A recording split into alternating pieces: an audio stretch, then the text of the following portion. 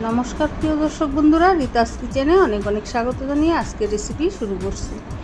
আজ আমি একটি চারাপোনা মাছ এইভাবে কেটে নিচ্ছি।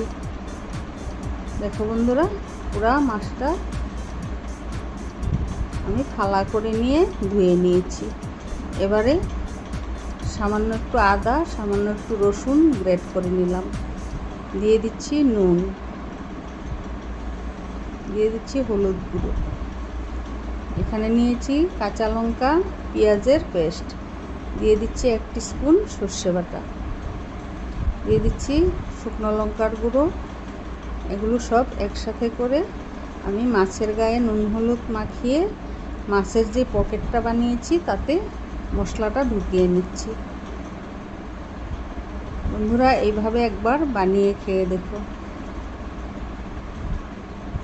আমি মাছটা সুন্দরভাবে মশলা দিয়ে ভরিয়ে নিলাম। এবারে আমি কড়াইতে তেল দিয়ে মাছটা দিয়ে দিয়েছি। এবার 5 মিনিটের মতো ঢেকে দিয়ে আবার অপর পিঠটা ভাজা হয়ে গিয়েছে। এভাবে উল্টে পাল্টে আমি ঢেকে ঢেকে মাছটাকে ভেজে নিলাম। কেমন লেগেছে বন্ধুরা? ভালো লাগলে লাইক, কমেন্ট, সাবস্ক্রাইব করতে ভুলো না।